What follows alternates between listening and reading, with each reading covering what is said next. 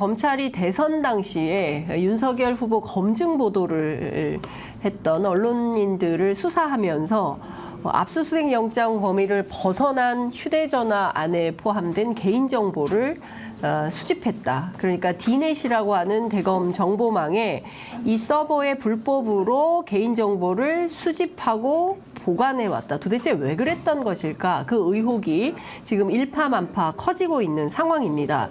관련해서 대검은 어떤 입장이냐면요. 예규에 따라서 한 것이다. 그리고 이것은 적법한 수사 관행이다.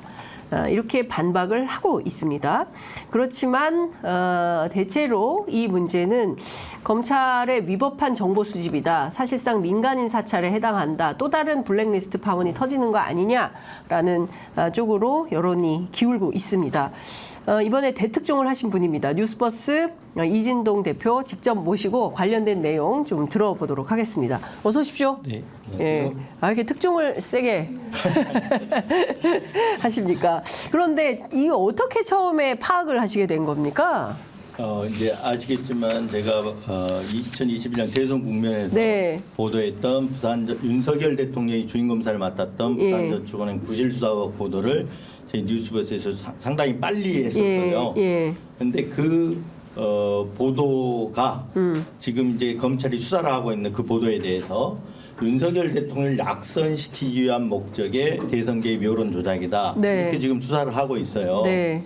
저희야 그 보도 내용 자체는 저는 진실하다고 생각하고 있고 사실에 부합하다고 생각하고 있는데 대검은 하여튼 검찰은 그런 판단을 해서 지금 이제 수사를 하고 있어요. 네. 그래서 제가 압수수색을 작년 12월 26일에 압수수색을 당했고 그리고 한 차례 조사를 이제 그동안 지금 3개월이 지났죠. 한 차례 조사를 받았고 포렌식은 12차례 참관을 했습니다. 그 참관하는 과정에서 많은 사람들이 수사기관에 압수수색을 받을 수 있는 상황이 올 수도 있지만 실제 평생 압수수색을 받을 일은 거의 한 번 있을까 말까 하고 또 더구나 여러 차례 받는 사람 없잖아요. 그런데 저도 마찬가지고 그래서 이 참관하는 과정에서 저는 이렇게 이제 쭉 그 내용을 이렇게 보니까 이게 위법하게 적법 절차에 맞지 않게 그리고 규정에 맞지 않게 법관이 발부한 압수영장하고 달리 진행되고 있구나 하는 걸 느꼈거든요. 아니 그러니까 그 현장에서 당사자가 참관하러 오세요라고 해서 갔더니 그 현장에서 내용을 보니까 영장에 없던 내용을 가져가더라 이런 건가요? 물론 그러니까 영장 자체가 좀 모호해요. 사건과 직접적인 관련성 있는 정보 이렇게 관련 있는 정보 이렇게 규정이 돼 있어요. 사건과 관련 있는 정보. 그러니까 관련 있는 정보에 판단 기준이 없어요. 뭐가 관련이냐 그러네요. 그래서 당사자는 이 정보를 이제 선별할 때 참관하잖아요. 이게 관련이 있는 건지 없는 건지. 당사자는 이게 왜 어떻게 관련이 있느냐 없다라고 주장을 하고 반면에 수사기관 측에서 검사 측은 이거 관련이 있다라고 얘기를 해요. 왜 관련이 있는지는 얘기를 안 해요. 그래서 어떻게 관련이 있다는 거냐 이건 무관한 정보다라고 이렇게 주장을 하면 그 판단은 우리가 합니다라고 그래요. 그래서 검찰이 합니다. 수사기관이 한다. 그래서 그 정보들을 이제 가져가요. 어찌됐든 간에 그렇게 선별을 해요. 다는 못 가져가니까. 그 목록을 그래서 선별이 끝나면 우리가 이러이러한 정보를 압수했다고 하고 그 상세 목록 파일 이렇게 이름 들어간 목록들을 줘요. 거기에는 해시값이 들어가 있어요. 해시값이. 잘 아시겠지만 해시값은 그 디지털 지문이라 그래가지고 파일 하나하나 압수한 거 그 파일 하나 별도로 이 숫자와 숫자와 문자들이 조합이 된 그런 어떤 그 암호화된 배열인데 뭐 규칙성 있는지는 없는 것 같아요. 규칙성은. 근데 하나하나마다 달리 부여가 되기 때문에 만약에 이게 그 파일을 누군가가 손대거나 했으면 변경이 됐으면 해시값이 달라지는 거예요. 그걸로 인해서 이제 이 변경, 조작 이런 걸 이제 파악을 하는 거죠. 근데 해시값이 동일하다 그러면 같은 문건에 그러니까 소위 말하면 뺄 때의 이 파일과 나중에 증거로 나갔을 때 그 파일이 동일하다고 보는 거거든요. 그걸 이제 동일성이라고 하는데 하여튼 그걸 다 부여를 해서 부여된 목록을 교부를 해줘요. 그럼 제가 봤죠. 그러고 나서 이제 그러면 관련 없는 정보가 생겼을 거 아니에요. 그러면 거기서 컴퓨터상에서 지워요. 삭제를 해요. 작업 PC에서. 자, 우리가 삭제합니다 하고 삭제를 보는 앞에서 그것도 해줘요. 참관합니까? 보는 앞에서 해줘요. 그러고 나서 이제 삭제 폐기 확인서를 갖다 주죠. 그거 있어 서명하고. 네, 사인을 하는 거죠. 사인을 하고 그럼 다 끝난 거예요. 삭제 폐기 확인. 그러면 대부분 다 집에 가요. 절차가 그렇죠. 끝났으니까. 변호사도 뭐 이제 더 할 거 없습니다 하고 다 가는 거예요. 근데 저는 어떻게 알겠냐면 기자니까 어떻게 집에 안 갑니다. 그게 아니고 이게 휴대폰 돌려달라. 끝났잖아요. 그러니까 과환부해달라 휴대폰을 써야 되니까. 그렇죠. 제가 12월 26일 날 압수수색을 받았거든요. 그럼 12월 26일 날 휴대폰을 가져갔을 거 아니에요.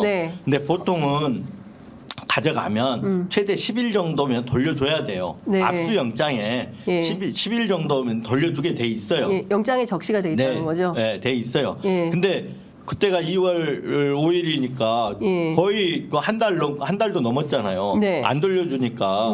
물론 이제 포렌식이 안 끝났으니까 안 돌려줬겠죠. 그래서 이제 포렌식 끝났으니 돌려줘라. 그러니까 조금 시간이 걸린다는 거예요.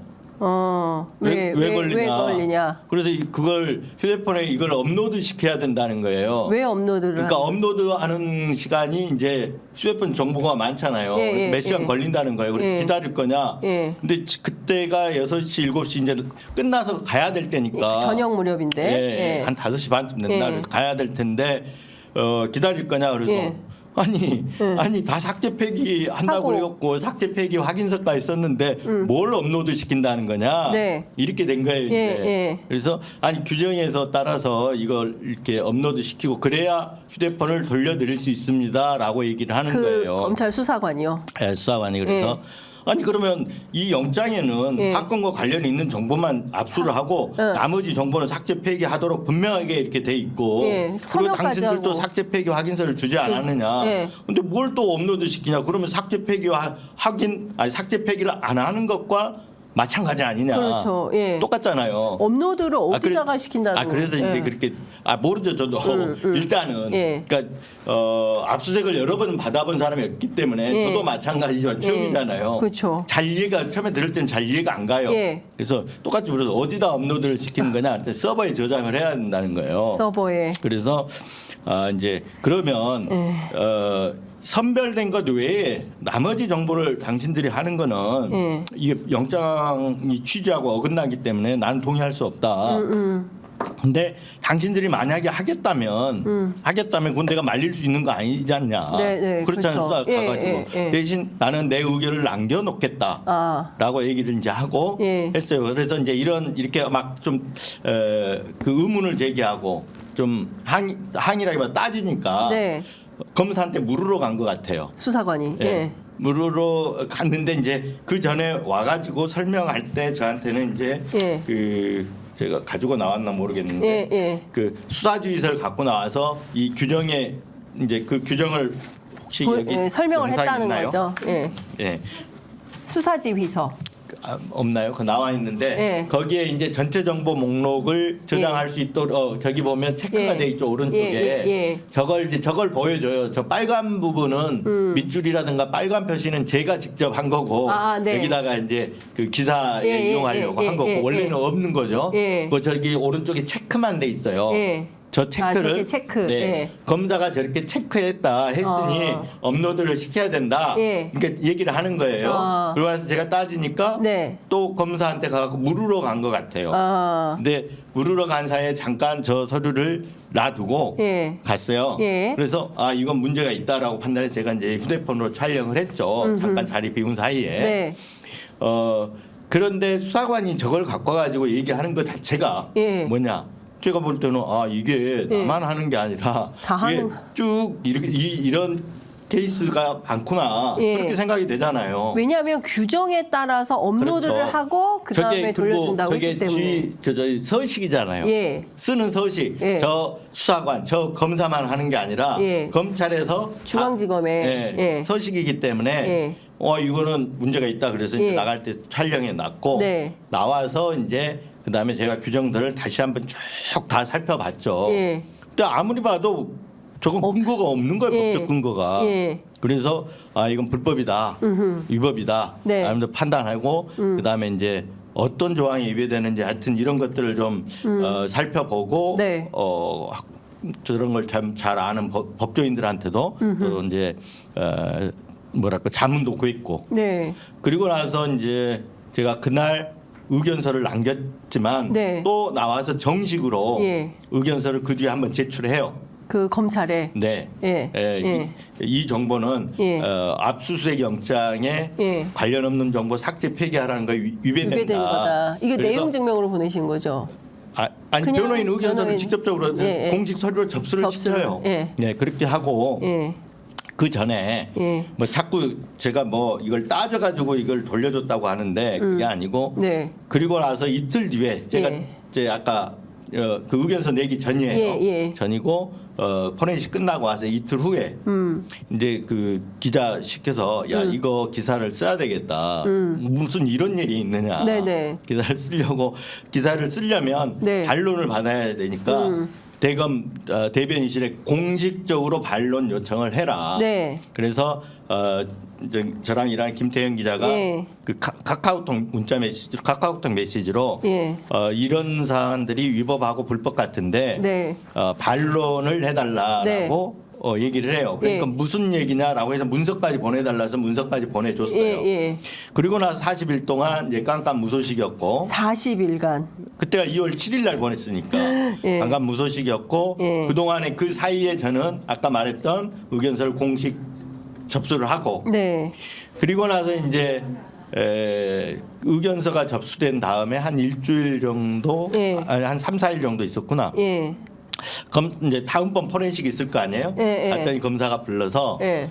말은 그래요. 제가 보기에는 그 대변인실에 이 반론 청구한 예. 그 문자의 영향이라고 보는데 예. 그 얘기는 언급을 안 하고 예. 검사는 의견서를 우리가 검토해 봤더니 기존에 선별 압수한 것만으로도 예. 뭐 문제가 없겠다. 예. 그래서 돌려주겠다. 어. 폐기하겠다라고 예. 얘기를 해요. 예. 그래서 다음번 포렌식 하러 올 때 예. 폐기했다는 거를 확인서를 하나 줄 테니 예. 그 확인서 수령했다는 사인만 서명만 하나 해달라라고 얘기를 해서 예. 알았다고 했죠. 네. 그리고 그 다음 포렌식 가서 포렌식 절차 마치고 예. 이제 그 수사관이 그 삭제 폐기 확인서 똑같은 삭제 폐기 확인서인데 네. 그러니까 폐기된 정보의 종류만 예. 대검 서버에 들어가 있던 휴대폰 예. 저장 정보 예. 해갖고 가져와서 제가 이제 사인을 한 거죠. 예. 그런데 그냥 사인하면 안 될 것 같아서 예. 제가 일단 기록으로 남겨놓은 거죠. 전자기록의 특성상 네. 복구 불가능할 정도로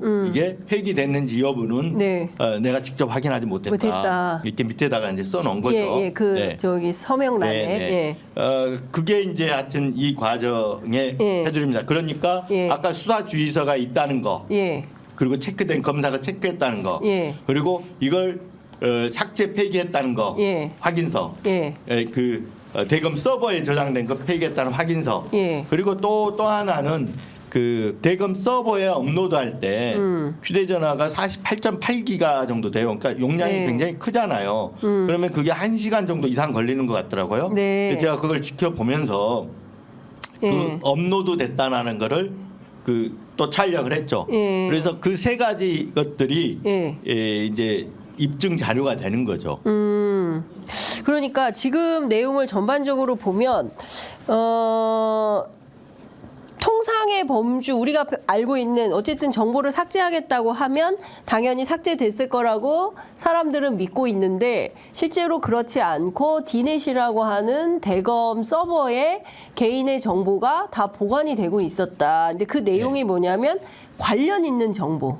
예. 이 관련성을 이제 이 판단은 수사기관이 한다. 네. 그 피의자나 이 사건 관계인이 아니라 우리가 한다. 그러니까 무조건 제출만 해야 되는 상황이 되는 것이고 경우에 따라서는 아무 때나 관련 사건이 있을 때 그 디넷에 보관돼 있는 정보를 꺼내서 수사 정보를 활용할 수 있는 네. 이런 거죠. 근데 앞서 이제 문제가 약간 설명이 조금 잘못된 부분이 있는데 네. 관련성 있는 정보만 저장하는 게 아니고 관련성 없는 그러니까 휴대전화 전부를 그러니까 휴대폰을 가져갔잖아요. 네. 그러니까 압수수색 영장에는 예. 그 휴대폰에 들어있는 정보 중에 네. 사건과 관련이 있는 것만 압수를 하게 돼 있어요. 예. 그래서 창관 과정은 그러니까 선별하는 거 관련성 있는 걸 선별해내는 과정이 내가 보면서 참관하는 거예요. 네. 그 과정을 거쳐서 예. 선별이 되잖아요. 예. 검사가 선별을 했어요. 예. 그 정보를 등록을 시키는 거예요. 그것만. 그런데 지금 얘가 문제를 삼는 거는 네. 그 정보만 등록하고 그냥 끝나야 되는데 예. 휴대폰 전체 들어있는 전체 정보를 다 등록시키더라 이거예요. 전체 정보를 다. 네. 휴대폰 전체 정보에는 우리 장 기자님도 내 휴대폰에 연락처가 들어 있을 거예요. 네네네. 그리고 홍 작가님 저랑 문자 네. 메시지 그 있어요. 네, 카톡 네, 네. 언제 오실 거냐, 왜 늦냐, 뭐 등등 이런 것들이 다 들어 있잖아요. 네. 그리고 이거를 싹 다? 그런 거는 또 업무적인 거라고 또 쳐도 네. 또 제 개인적으로 사생활 네, 같은 있죠. 내용들도 식구들하고 들어 있을 거 하는 아니에요. 얘기. 가족 간 얘기라든가 친구들 간 얘기라든가 그리고 뭐 텔레그램에서는 또 취재 관련된 얘기 이런 것도 다 들어 있잖아요. 그게 통째로 옮겨간다고 보면 돼요. 통째로. 휴대폰 전체를 통째 보관한다라는 거예요. 그래서 그게 문제라는 거죠. 그러면 그리고 이제 여기에 사실은 제가 이제 너무 이게 어려운 문제고 인해서 이해하는데 뭐가 불법이지라고 그렇죠. 이렇게 이해하는데 어려운 문제들이 있어서 얘기를 아직은 안 하고 있는데 네. 관련성 있는 정보라 하더라도 대검이 저장하는 거는 불법의 소지가 있습니다. 그러니까 예. 관련성이라고 축소한다고 하더라도 있는데 여기까지 나가면 좀 어려우니까 우선은 쉽게 생각해서 아까 그렇게 한 사람의 모든 일상사가 다 들어있고 그리고 저뿐만 아니라 아까 얘기했듯이 저랑 연결돼서 매일 소통하는 사람들 있잖아요. 단체방도 있고 뭐 다 있잖아요. 그 소통하는 사람들까지 다 들어있는 이 정보를 대검 서버에 저장한다는 거는 들여다 볼 수 있다라는 거거든요. 저장한다라는 거는 활용을 전제로 하는 것이기 때문에 그렇죠. 이게 불법 사찰인 거죠. 그렇죠. 불법 사찰인데 근데 이런 거예요. 그러니까 한 개인과 관계된 모든 사람들은 아니겠지만 우선 이 개인의 24시간을 검찰이 다 들여다볼 수 있게 되는 거잖아요. 그러니까 이를테면 최근에는 뭐 어느 장소에서 커피 마시면 뭐 카드 사용하면 카드 사용이 또 문자로 오잖아요. 네. 그러면 이 사람이 뭐 여의도에 뭐 어떤 A라는 커피숍에서 얼마의 커피를 마셨네. 그렇죠. 이런 것들까지 다 확인이 그렇죠. 되는 거잖아요. 그러니까 뭐 취향, 그다음에 뭐 관계, 뭐 이런 것들까지 다 수집이 되는 그러니까 이제 거잖아요. 사생활 정보가 있고 아까 얘기했던 대로 건강 관련이라든가 내 생각, 사상, 신념 이런 것들은 민감 정보라고 이렇게 분류를 하거든요. 민감 정보. 근데 제가 어디 건강 검진을 받았다. 그럼 그런 걸 카카오톡이나 텔레그램 메시지로 받을 수 있잖아요. 문자 메시지로도 받고 이게 다 휴대폰에 들어있단 말이에요. 맞습니다. 그런 것까지 다 대검 서버에 저장이 된다고 생각하시면 그러면 왜 이게 불법 사찰인지 알 수가 있는 거죠. 그런 거야말로 이 사건하고 관련이 있습니까? 전혀 없잖아요. 제가 받고 있는 거는 윤석열 대통령 명예훼손이라는 거잖아요. 그렇죠. 윤석열 대통령 명예훼손과 저의 건강과 무슨 관련이 있습니까? 그러니까요. 또 다른 사람들의 가족 간에 연락을 주고받은 거. 그리고 제가 오늘 취재 편의점에 나왔는데 빨리 오세요. 다음번 됩니까? 안 됩니까? 이런 정보들이 다 들어있는데 실시간으로 그게 다 확인이 될 수 있는 이제 가가지고 그거를 실시간으로 보지는 않는데 그걸 이미 저장돼 있는 정보들을 다 보는 거죠. 볼 수 있다는 거죠. 그러니까요. 근데 제가 이제 여기서 파생되는 질문이 굉장히 많은데 일단 검찰은 수사하는 곳이지 정보기관은 국정원은 아니잖아요. 그러니까 과거에 저희가 뭐 보안사, 뭐 정보사, 뭐 이런 이제 민간인 사찰 논란이 과거에도 독재정부 시절에도 있었습니다. 그래서 그것을 뭐 양심선언한 윤석열 이병 사건 이런 것들이 굉장히 사회적으로 큰 충격을 줬는데 이제는 그게 이제 디지털 시대에 맞게 전환한 건가? 라는 생각도 드는데 이 주체가 왜 검찰이지? 이런 생각도 들고요. 우리 윤석열 이병 사건을 아시나요? 아주 오래전 일인데. 그러니까 같은 얘기인데 어제 이제 그 조국 대표가 네. 기자회견 하지 않았습니까? 예. 그러면서 검찰 공화국을 꿈꿔왔다 이런 얘기들을 했었는데 네. 꿈꿔왔는지 안 왔는지는 모르겠지만 네. 그 이제 추정이니까 모르겠지만 지금 법무부가 하는 거 지금 한번 보십시오. 이 정부가 출범해가지고 인사정보관리단이 법무부 산하에 생겼습니다. 그렇습니다. 그건 검사 손아귀 장악이 됐습니다. 예. 그러면 이 공무원들 소위 말해 이 사법부 공무원 인사정보가 예. 공무원 그러니까 사법부까지도 검증을 1차 검증을 거기서 맞습니다. 합니다. 예. 그 1차 검증하기 위해서는 인사정보들 세평들이 수집이 돼야 되잖아요. 네. 이걸 어디서 하냐? 검사들이 합니다. 네. 인사 관련해서. 그리고 나서 지금 수사권 갖고 있습니다. 검사들이. 네. 그 수사권에는 뭐 수사 개시, 종결, 공소 제기, 공소 취소 뭐 등등 기소 하여튼 그 모든 권한들이 다 포함이 돼 있는 그렇습니다. 거예요. 검찰권에. 예. 그 권한을 갖고 있습니다.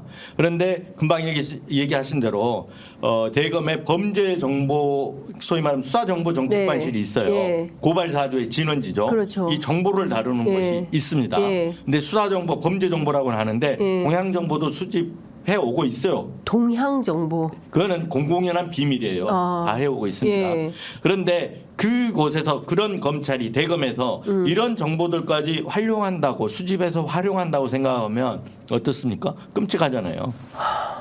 수사, 인사, 수사 그리고 정보 이걸 다 장악하게 되는 거예요. 네. 소위 말하면 그 무력, 경비나 예. 군대나 이거 빼고는 다 장악하게 되는 거잖아요.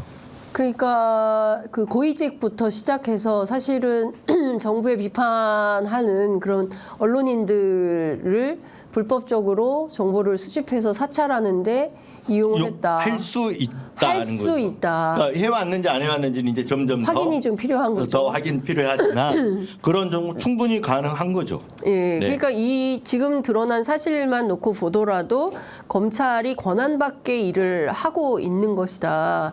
가령 예를 들면 예. 그 부산저축은행 부실수사 보도를 저희가 할 때 예. 2021년 9월 10월경인데 네. 그 저희가 뉴스버스 고발사주 특종 보도를 한 게 2021년 9월이에요. 예. 9월 2일이에요. 네. 그러면 그 이후로 고발사주 특종만 하고 나서 기사가 한 번에 끊겼냐? 아닙니다. 지금까지 진행이 되고 있잖아요. 네. 쭉 고발사주 보도들이 계속 이어졌단 말이에요. 네. 그런데 그 통째로 저와 기자들이 소통하고 또 취재원들이 보내온 자료들도 있고 그런데 그걸 통째로 다 압수를 하면 어떻게 됩니까?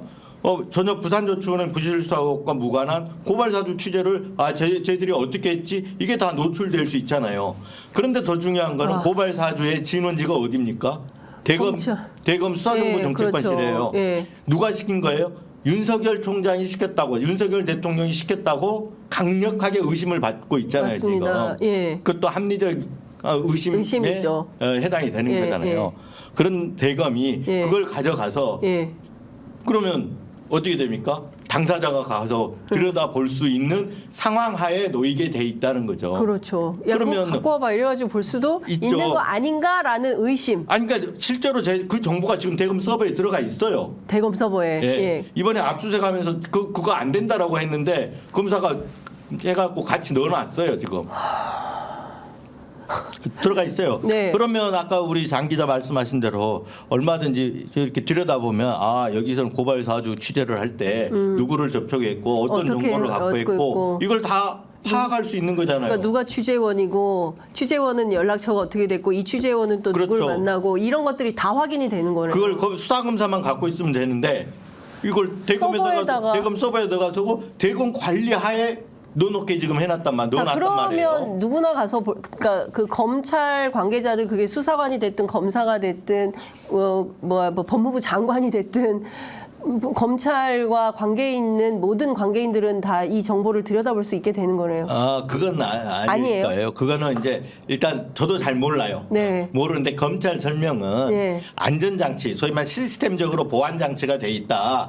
그래서 수사검사 외에는 보지 못한다는 게 어제 나온 해명, 그제 나온 검찰 해명 자료들이에요. 예. 수사 검사만 볼 수 있다. 뭐 철저하게 이 통제하에 있다. 네. 그래서 누군가가 이렇게 보면 로그 기록, 그러면 접근 기록이 다 남는다라고 얘기를 해요. 네. 근데 접근 기록에 대해서 외부에서 누가 그걸 감시할 수 있습니까? 감독할 그렇죠. 수 있습니까? 예. 지금까지 한 적이 있습니까? 없어요. 근데 예컨대 이럴 수 있잖아요. 아니, 없잖아요. 예. 없는데 예. 그러면 로그 기록이 남는다고 해서 남의 거 들여다보면 예. 그건 불법이 아닌가요? 그렇죠. 예. 예. 그러니까 저장, 보관 하고 있다는 것 자체가 불법인 거예요. 사찰인 거예요. 예. 저장 보관 자체가 사찰인 거다, 사찰이다. 이거. 그리고 또 중요한 포인트는 수사검사 명의로 받아가지고 네. 다른 사람이 볼 수도 있잖아요. 그 맞아요. 네. 네. 그래서 네. 그 사례가 뭐냐면 2016년 국정농단 사건 때 이제 국정농단 사건 수사를 하면서 처음에는 국정농단 특검 전에 특수본이 생겨서 국정농단 사건을 그쵸. 한동안 수사를 했단 말이에요. 예. 그때 대대적인 압수수색이 있었어요. 예.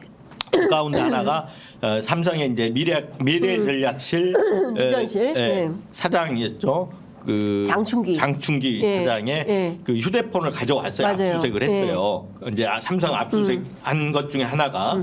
근데 그 휴대폰 정도를 아까 말했듯이 통째로 보관해 놓는 거예요.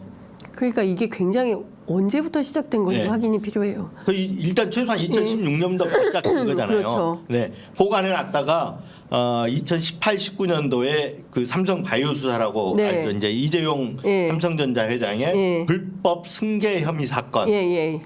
수사가 시작되는데 예. 그때 그거를 넘겨받아요. 그 수사팀이 아까 얘기했던 대로. 예. 그 넘겨받으려면 그 접근하는 게 어떻게 넘겨받았는지 그 과정이 안 드러났지만 예. 아까 말대로 수사검사는 접근이 가능하다면 그 수사검사 중에 한 명이 뺏어줬거나 아니면 접근하게 해줬거나 이런 거 아니겠어요? 네. 네. 그래서 그게 그냥 기우가 아니라는 거예요. 실제 일어나고 있는 일이다.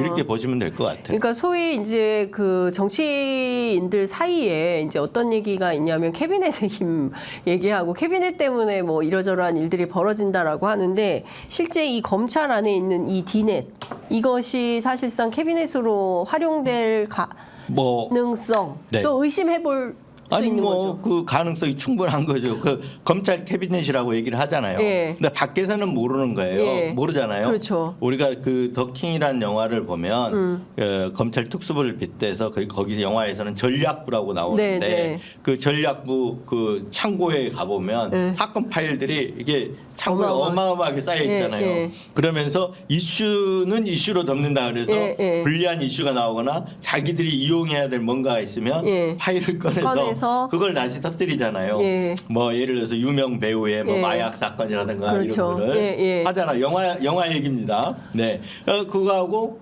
똑같은 일이 일어날 수 있다는 거예요. 그 단적인 예가 뭐냐? 저희 뉴스버스가 단독으로 보도한 기사 중에 하나입니다만 2020년에 윤석열 대통령 징계 사건이 있었죠. 네. 근데 그 징계 사유 중에 하나가 판사 사찰 문건 작성 배포란 그렇죠. 말이에요. 예. 그러니까 공안 검사들한테 줬다라는 거거든요. 근데 그 제가 이제 판사 사찰 문건을 다시 한번 살펴봤어요. 이 사건을 접하고 나서. 예. 그런데 검찰이 쉽게 알기 어려운 정보들이 들어있더란 말이에요. 그럼 이건 어디서 났지? 그래서 쭉 앞에 일들을 되짚어 보니까 그 앞에 네. 사법행정권 남용수사, 소위 사법농단 수사를 할 때 법원 행정처를 압수수색을 합니다. 했었죠. 네. 네. 그래서 인사기록, 인사카드, 인사기록 관련 문서들도 가져가고 파일들도 가져가고 무리야기 법관이라고 맞아요. 소위 말하면 사법부 블랙리스트 같은 법관 리스트가 있었잖아요. 예, 맞아요. 그것도 압수가 됩니다. 네, 그것도 압수됐는데 그래서 그 딱 생각이 거기에 미치니까 무리야기 법관 리스트에 들어있는 세 평이 여기 판사 사찰 문건에도 옮아갔을 가능성이 있겠다. 그러니까 이제 추정이 되는 거죠. 검찰 안에 그래서 다 보관이 있었다. 네, 보관이. 실제 김태형 기자한테 이제 그래서 징계 의결서라다 이걸 뒤져보니까 같은 따와 갖고 쓴 것 같은 문장들이 있다는 거예요. 문장이 네, 그런 내용 거의 유사하게 거기서 따온 것처럼.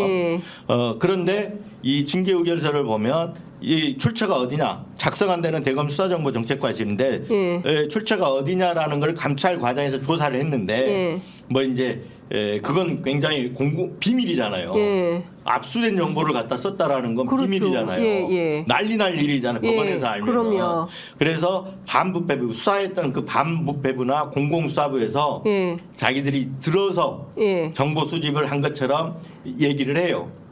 얘기를 하는데 근데 실제 조사는 어떻게 됐냐? 그 조사했던 반부패 수사부에서는 예. 우리 그런 적 없다.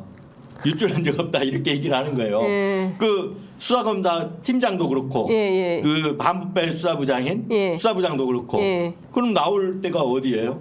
대검 서버밖에 없는 거예요. 예. 네. 대검 서버. 그렇죠. 예. 그러니까 아까 소위 말하면 예. 그 더킹에 나오는 그 자료 창고. 예. 여기는 이제 디지털 자료 창고가 되는 거죠. 알겠습니다. 그런데 대검은 이제 어쨌든 저희가 뭐 반론권 차원에서 말씀을 좀 드리자면 대검은 이렇게 반박하고 있습니다. 이거 예규, 대검 안에 있는 예규가 있다. 그 네. 예규에 따라서 우리는 이제 수사를 위해서 적법한 수사 관행으로 우리가 이거를 네. 하고 있는 것이고 네. 문제될 게 없다라고 주장을 합니다. 네. 어떻게 보세요? 예규에 따라서 문제 없다는 검찰의 주장. 여기서 이제 검찰이 네. 이게 기자들하고 국민들을 속이는 것들 중에 하나가 그런 네. 거예요. 예. 예규나 예. 내부 그 뭔가 규정이 있으니까 있다. 예. 규정이 있으니까 하겠지. 적법 절차에 따라서 하는 것처럼 예. 보이는데 우리가 이제 그 중학교 때쯤 되면 네. 그 법률 체계 그 상위 법률이 제일 상위에 있는 게 헌법, 네. 그다음에 법률, 예. 그다음에 대통령령의 명령, 예. 그다음에 조례, 그다음에 예. 규칙 예. 이런 순서 배우잖아요. 예. 그러니까 그렇습니다. 중학교 때 나오는 고등학교 때 나오는지 사회 시간에 모르겠는데 배웁니다. 나오잖아요. 예. 그 규칙이 맨 하위잖아요. 네. 규칙이 그래서 이 위에 뭐 조례라든가 위에 이 대통령 명령이라든가 법률을 뛰어넘을 수 있습니까 없습니까? 거기에 위배되는 예. 것들이 있어서는 안 되는 거잖아요. 그렇죠. 예, 그 규칙이 헌법을 위배할 수 있습니까? 없잖아요. 예. 법률 위배할 수 있습니까? 없어요. 예. 헌법에서는 예. 사생활의 어떤 자유 이거 보장하고 있고 예. 법관의 영장에 의하지 않고는 압수되지 않는다고 돼 맞습니다. 있단 말이에요. 그런데 이거 영장에서는 관련 없는 정보를 삭제 폐기하고 관련 있는 정보만 압수하라 그랬는데 예. 반대로 하고 예규에 그렇게 해놨다면 그건 예규가 헌법에 위반되는 거잖아요. 그리고 개인정보보호법에도 위반되는 거고. 네. 그래서 검찰총장이 예. 이 헌법 위에 군림하는 예. 제왕이 아니라 그러면 이 예규는 아무 의미가 없는 거예요. 의미가 없다. 그러니까 아무리 예규에 이런 조항이 있습니다라고 하더라도 불법인 거예요. 그러니까 검찰의 주장에 불과한 거다. 이거는 불법이 예규 자체가 불법인 거예요. 예규 자체가 불법. 그래서 이 예규 자체가 검찰 논리대로 하면 이 예규의 근거를 댔는데 예. 이 예규가 범죄의 증거가 되는 거예요. 조직적 범죄의 증거가 되는 거예요. 조직 범죄의 증거가 되는 거예요. 조폭도 아니고 참 네. 조직 범죄의 증거다. 그래서 검찰이 지금 길을 쓰고 예. 해명을 하는데 예. 제가 보기에는 빨리 사과부터 해야 되거든요. 검찰은 사과부터 해라. 당연히 사과부터 해야 되는데 이거를 어떻게든지 지금 손바닥으로 하늘 가리듯이 덮으려고 하는 거예요. 그러니까 말이 안 맞고 계속 거짓 해명이 나오는 거예요. 그 오늘 뉴스버스가 또 단독 보도가 나왔어요. 대검이 휴대전화 불법 사찰 관련해서 거짓말로 보도자료를 배포했다. 이거는 무슨 내용입니까? 예. 보도자료를 어떻게 거짓말로 낼 수가 그러니까 보도자료 내용이 다 거짓이라는 거예요. 네? 예. 대검이? 예. 그 보도자료가 거짓이면 어떻게 됩니까? 허위 공문서에 해당이 그렇죠. 되기 때문에 예. 그 작성자는 네. 허위 공문서 그러니까 결제를 받았는지 안 받았는지 모르겠습니다. 예. 일단 내용부터 좀 설명을. 예. 결제를 받았다 그러면 예. 그 윗선까지 전부 허위 공문서 작성 행사 혐의가 되거든요. 네. 예? 그렇죠. 그래서 저기 누구죠? 국민권익위원장 하셨던 전현희 위원장이 예. 한번 예. 이걸로 골치 아팠잖아요. 예. 네. 근데 어떤 내용이냐면 여기에 이제 제가 보도 자료를 가져왔는데 예.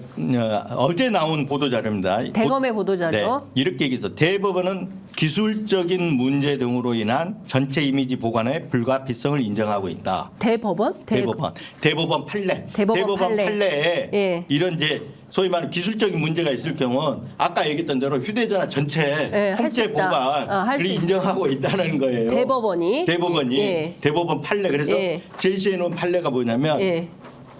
제가 조금 긴데 한번 읽어볼까요? 네. 만약 수사기관이 혐의 사실과 관련 있는 정보만을 선별하였으나 관련 있는 걸 선별했는데 기술적인 문제로 정보 전체를 한 개의 파일 등으로 복제하여 저장할 수밖에 없다고 하더라도 네. 만약이고 가정입니다. 근데 이 가정조차도 뭐냐면 이 우리가 SNS를 하거나 뭘 하면 정보 단위, 메시지 단위가들이 있잖아요. 네네. 이 메시지 단위를 하나하나 추출해서 보관해야 되는데 이걸 안 되고 이걸 통으로 아까 말했던 대로 대화 방으로 한다든지 네. 해야 되는지 예. 이 파일로 이렇게 전체를 뽑아갖고 하는 경우가 기술적인 문제 때문에 해야 된다 그러면 예. 그런 문제가 있다 그러면 예.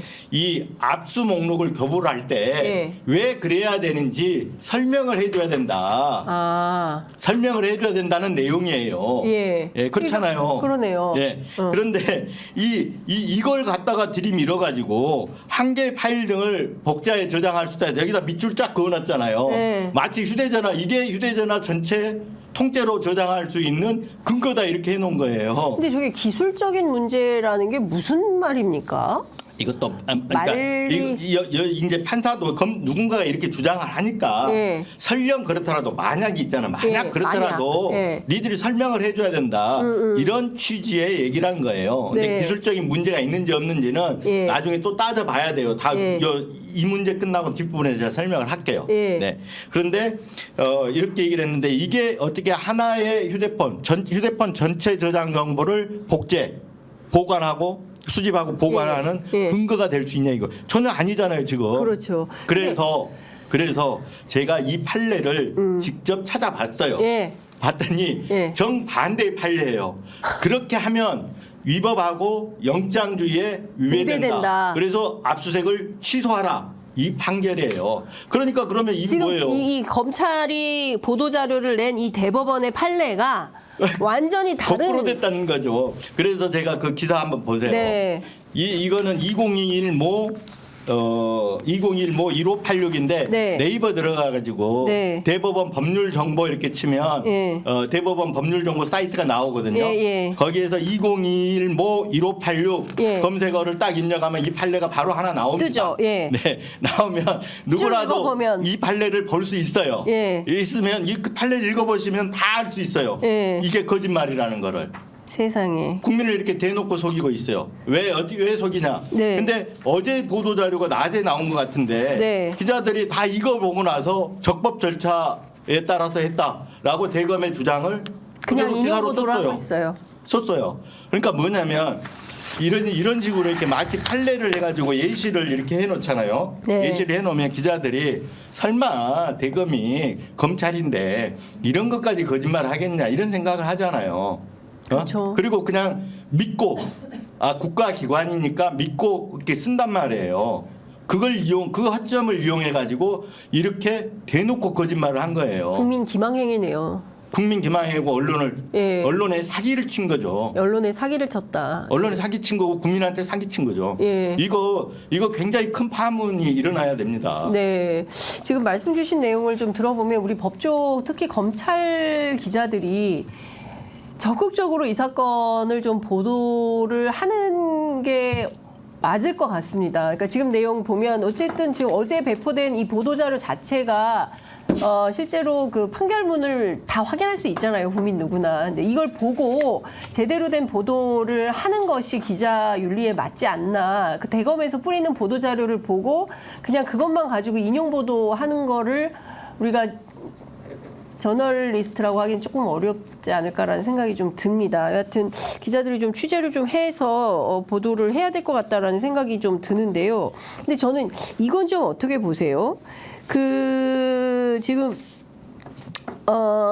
과연 이진동 대표만일까? 그리고 저는 아까 그 말씀 주신 이 대검의 보도자료 가운데 기술적 문제를 인용한 대목에서 마치 검찰은 이진동 대표 휴대전화가 뭔가 이게 문제가 있어가지고 이 사람 것만 이렇게 한 거야. 라는 어떤 그 얘기를 빌드업하기 위해서 그런가라는 개인적 의심을 해봤습니다.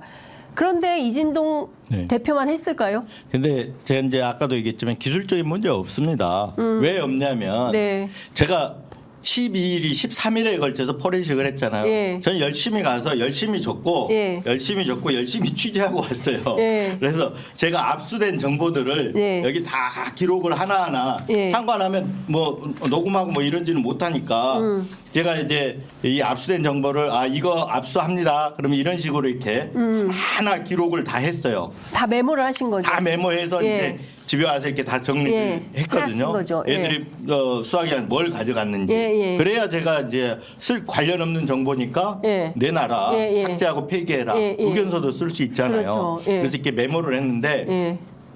실제 보면 아까 이 검찰은 기술적인 부분 때문에 이 그 카카오톡 메시지를 보면 저랑 둘이 대화를 하잖아요. 저한테 보내고 제가 주고 네. 이런 메시지 단위로 추출해가지고 이렇게 해서 뭐랄까요, 추출해서 그거를 선별할 수 있어요. 네. 근데 그게 기술적으로 불가능하다. 어제 보도자는 그거예요. 불가능하니까 대화방 전체를 우리가 가져가는 거다. 이렇게 얘기를 해놨는데 실제 제 메시지는 하나하나 추출해가지고 한 것도 있고 대화방 전체를 가져간 것도 있고. 네.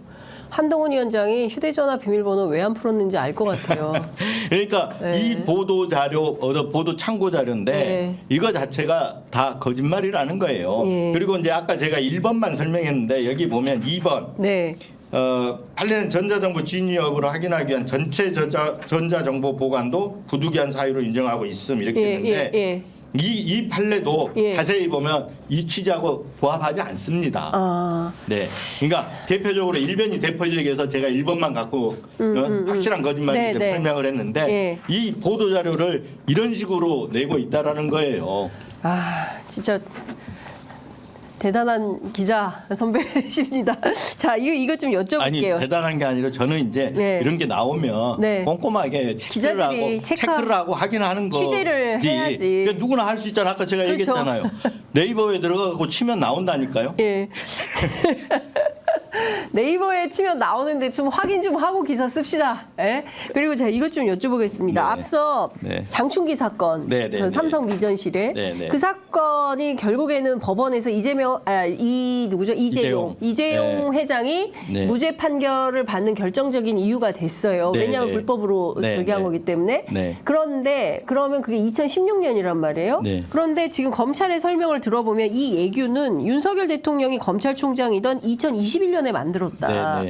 이게 어떻게, 그러니까 이게 도대체 언제부터 누가 왜? 이제 그걸 아셔야 되는데 보통 예규화하는 거는 우리가 이제 법률로 만들어진 거는 예를 들어서 뭔가 이게 관행적으로 정착이 돼갈 때 만들어지는 거예요. 법도 그렇잖아요. 예규 자체도 그게 이루어지고 있을 때 좀 뒤에 시행이 이게 문서화되는 거예요. 그러니까 아까 말했던 대로 예를 들어 특수 사건 할 때 야 주요 인물이야. 저 사람 정보는 우리가 갖고 있을 필요가 있겠다. 그러면 자기들이 관례적으로 조장을 해온 거예요. 저는 그렇게 봅니다. 관례적으로. 그래서 최소 확인된 시점이 2016년이다. 이렇게 보는 거예요. 그럼 도대체 디넷이 언제? 전부터 디넷은 2012년부터 구축이 됐습니다. 그래서 저희들이 저희 기사 중에 하나 통계를 썼지만 실제 저장을 2012년부터 해오고 있어요. 근데 법원이 그 전에는 휴대폰을 통째로 압수하는 휴대폰을 전체를 압수하면 그 휴대전화 정보 전체를 압수해야 되는 것처럼 하던 시절도 있었거든요. 그래서 이제 그러다가 법원이 전체가 아니라 이 사건 관련이 있는 정보만 압수해라 엄격해지거든요. 그 시점은 조금 따져봐야 되는데 디넷에 저장되기 시작한 거는 2012년부터입니다. 2012년부터.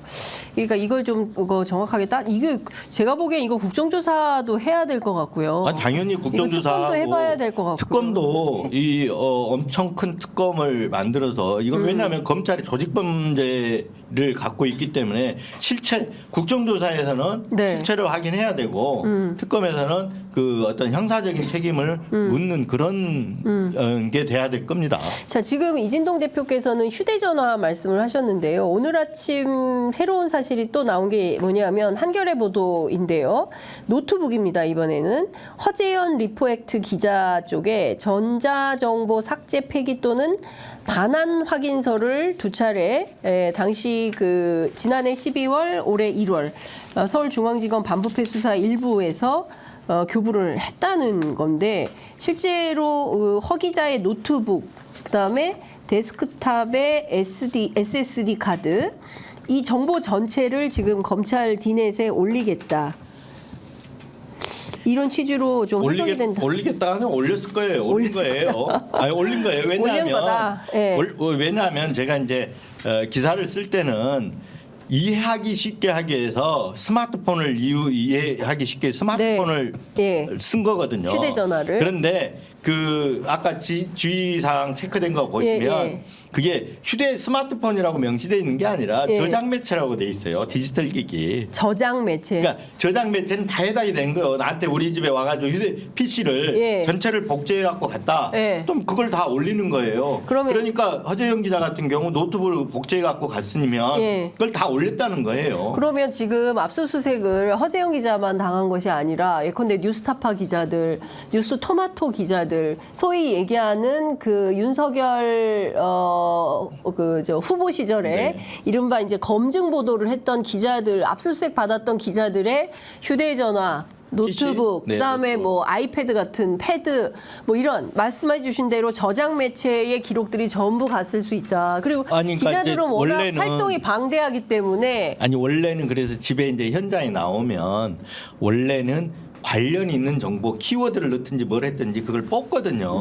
그것만 가져가게 돼 있어요.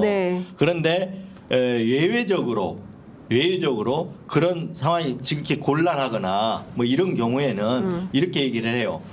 이게 어차피 선별 과정, 창관 과정이 있기 때문에 전체를 복제를 해가지고 가겠다 이렇게 얘기를 해요. 그러면 아까 처음에 제가 얘기했지만 압수수색 여러 번 받는 사람 없거든요. 그리고 또 변호사들은 입회했다 하더라도 변호사들은 그런 과정에서 검사 측과 갈등을 이렇게 야기하는 거를 별로 이렇게 달가워하지 않아요. 그러니까 변호사들은 뭐 하여튼 창관 과정이 있으니까 그렇게 뭐 하십시오 하거든요. 그러면 뭐냐면 통째로 복제해 갖고 가서 포렌식 그 이제 수사기관에 가갖고 저기 선별을 하는 거예요. 그러니까 집에서 선별할 때는 사무실이나 집에서 선별할 때는 그런 문제가 별로 이렇게 않죠. 왜냐하면 거기서 키워드 자체로 거기서 선별을 하니까. 근데 가서 할 때는 선별하고 나서 뒤에서 통째로 보관하는 거죠. 그러면 제가 그래서 아까 이제 압수 방법이 허재영 기자 같은 경우 노트북을 집에서 선별한 게 아니고 복제해 갖고 가서 선별했다거나 아니면 통째로 통째로 가가지고 아마 저장 매체를 다운 받아서 가서 했을 가능성이 높아요. 그래서 선별한 다음에 나머지 정보도 올렸을 거다 이렇게 보는 거죠. 자, 그러면 이거는 그 허재현 기자, 그 이진동 대표뿐만 아니라 다 그렇다는 거예요. 다 그렇다고 봐야 되고 이거는 그냥 그냥 여일하게 한 사람의 사례로 그냥 퉁치고 넘어갈 이슈는 아니다. 그런데 이제 과거 2005년도에 제가 불법 도청 사건을 했잖아요. 그때 국정원 휴대전화 도청할 때 1,800명 유력 인사 정치계, 정계, 재계, 언론계 뭐 등등 각계 유력 인사들 1,800명을 상시 도청을 했거든요. 국정원에서. 그때 1,800명이 주요 인사들인 거예요. 다른 사람들은 안 하고. 주요 인사 1,800명. 근데 이 사안도 마찬가지예요. 일반 형사범죄에서는 이렇게 할 이유가 없잖아요. 아니 서버 용량도 있는데 뭘 다 어떻게 다 하겠어요. 그래서 주로 뭐 이제 그 지금 이 정권 들어와가지고 야당 인사들 주로 선택적으로 수사 많이 하잖아요. 뭐 송영길 대표 지금 깜빡이 들어가 있잖아요. 그리고 이재명 대표 수사하고 있고, 그리고 뭐 이재명 대표 측근인 정진상 실장, 뭐 김용 부원장 등등, 그리고 돈봉투 사건에 뭐 윤관석, 뭐 또 이렇게 등등 이 야당 의원들이 다 지금 수사받고 있잖아요. 거기서 그런 수사, 특수수사, 주요수사, 특수수사, 주요수사 이런 데서 주요 인물이 압수수색 대상이 됐을 때는 거의 10중 8구 이렇게 한다 이렇게 보시면 맞을 겁니다. 근데 지금 김학의 그 불법 그 뭐죠 출금 문제와 관련해서도 그 관계된 있는 분들이 있고 그 다음에 이제 소위 이제 추미애 대표와 관련해서도 또 그 박은정 검사, 그 윤석열 대통령 감찰했다는 이유로 그분도 마찬가지고 그러면 그 조국 대표 소위 얘기하는 이제 조국혁신당에도 이 관계자들이 많이 있겠어요. 그렇죠. 박은정 검사도 지금 박은정 검사는 조국혁신당 일호 아닙니까? 그렇죠. 근데 나중에 윤석열 대통령이 검찰총장 시절 그 감찰 업무를 했다는 이유로 본인이 감찰 대상이 됐잖아요. 그렇죠. 그리고 수사도 받고 있고 수사받는 과정에서 또 휴대폰 압수당했죠. 맞아요. 압수당했는데 그 한번 그래서 한번 물어보라 해서 김영년 법제처장이 인터뷰를 한번 할 때 김영년 법제처장이 누구한테 제가 한번 물어봐 달라고 했어요. 차규근 본부장이었나? 저희 인터뷰하러 오셨을 때 박은정 검사는 알았다고 하더냐 몰랐다고 하더냐 그랬더니 이 사실을 몰랐대요. 몰랐다고 하는 걸로 봐서는 박은정 검사도 휴대폰을 압수당했을 때 뭐 선별 과정에 참여했는지 안 했는지 모르지만 그 휴대전화 정보 전체가 통째로 갔을 거라고 대검 서버에 등록돼 있을 가능성이 높다 이렇게 봐야죠. 박은정 검사도 저희가 좀 별도로 취재를 해서 확인을 좀 해봐야 될 것 같습니다. 한번 확인해 보십시오. 근데 박은정 검사는 몰라요. 왜 모르냐면 제가 얘기했잖아요. 삭제 폐기 확인서를 주기 때문에 이 법조인들은 검찰이 변호사들 아는 사람 하나도 없어요. 이걸 세상에. 삭제 폐기 확인서를 주기 때문에 누가 어느 검사가 어느 검찰이 삭제 폐기 확인서 줘놓고 뒤에서 전체 정보를 가져갔을 거라고 불법적으로 저장한다. 이런 생각을 누가 합니까? 못해요. 당연히 다 삭제했을 거라고 하고 사인하면 거죠. 끝났다 이렇게 판단을 한다는 거예요. 근데 저야 이제 수사받으러 가기 전에 인권보호 수사 규칙 뭐 이렇게 관련 규칙 그리고 이거를 전부 다 검토를 하고 저도 처음이니까 처음이잖아요. 가서 어떻게 대응해야 될지를 모르니까 나름대로 관련 자료를 찾아보고 이렇게 가서 대응을 이제 하는데 처음이니까 저도 얼떨떨해요. 가서 보면 그리고 이게 체크 해갖고 넘어가는데 그거 볼 틈도 잘 없어요. 그것도 보면서 또 받아 적어야 되고. 그러니까. 정신 없습니다. 이게 훈련받은 기자하고 기자 생활을 최소 30년 이상 하신 분이라서 이게 가능한 일이지 평범한 특히 이제 수사 대상이 된 경우에는 또 수사 기관 앞에 서면 얼떨떨하고 좀 위축되죠. 없어요. 위축되고 분위기나 뭐 이런 것도 있을 거 아닙니까? 엄청 긴장이 이게 머리가 쭈삣쭈삣을 그렇죠. 긴장합니다. 왜냐하면 이게 관련 없는 정보들을 가져가면 안 되잖아요. 그걸 선별하는데 이 집중을 해야 되고 그러고 있고 또 뭐 진술할 때도 마찬가지지만 이게 이 진술서 작성을 해보셨는지 모르겠어요. 진술할 때 내가 이렇게 진술을 하는데 나중에 보면 진술과 달리 써져 있는 취지가 다르게 돼 있는 경우가 있어요. 그럼 다 고쳐야 되잖아요. 그쵸. 근데 이거를 내가 한마디 답변을 하고 그 답변을 바로바로 확인하는 게 아니라 다 끝나고 도장 찍을 때 확인하는 거잖아요. 근데 내가 했던 말 중에서 굉장히 중요한 말인데 빠져 있을 수도 있잖아요. 그런 경우는 왕왕 있죠. 많잖아요. 그런 거라든가 또는 이게 이 취지가 잘못되어 있는 거 다 걸러내야 되거든요. 그러니까 이 굉장히 조사를 받는다는 거, 포렌식 과정에 참여한다는 거 굉장히 피곤하고 정신 집중해야 될 일입니다. 이게. 앞서 이 거짓말 보도자료 논란과 관련해서 조국혁신당이 대검 공보관 불법 행위를 계속 유지해서 범죄 행위를 지속하겠다고 대국민 협박을 하는 것이다. 추가 고발 입장을 밝혔고요. 지금 오늘 이 보도자료요? 아침 그런 것 같은데요. 어쨌든 이런 내용들이 나와 있다라는 말씀을 어제 이제 이 보도에 대해서 어제 입장이 나온 걸로? 아니죠. 어제 입장은 어제 주말에 나온 보도자료에 대해서 나온 거고 오늘 제가 아침에 올린 기사거든요. 이거는 아침에 올린 기사고. 이거는 더 너무나도 명백해요. 아까 설명 들어보니까 명백하잖아요. 그러니까요. 이거에 대해서도 아마 입장이 나오지 않을까 그런 생각을 합니다. 어쨌든 지켜보도록 하겠습니다. 아이고 이제 시간이 다 돼서 마무리를 해야 되는데 이거는 자주 모셔서 말씀을 좀 들어야 될 것 같습니다. 이게 사건이 계속 업데이트될 걸로 보여서 저희가 이 이슈와 관련해서는 계속 좀 근데 일단 조국혁신당에서 대검 디넷 피해자 신고센터를 개설을 했어요. 이게 뭐냐면 이게 공동 대응하자는 취지인 것 같습니다. 그런 측면이 있죠. 근데 개인 한 명 한 명이 대응하려면 절차라든가 이게 좀 잘 모르잖아요. 법에 대해서. 그래서 이제 신고를 하면 공동 대응을 하겠다 그런 취지 같아요. 근데 이게 뭐냐면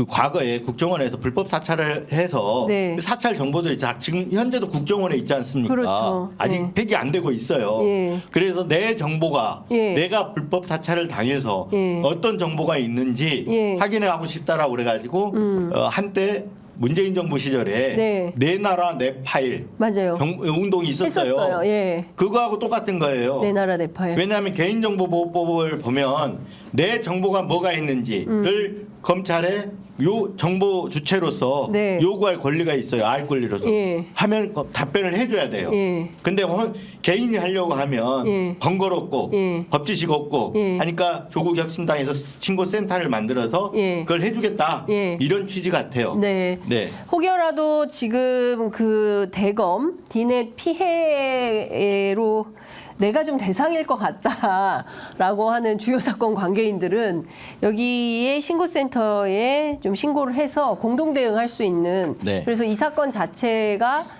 만약에 굉장히 오래전부터 조직적으로 진행이 되고 있고 그리고 앞으로도 또 이렇게 한다. 이 정보라는 게요.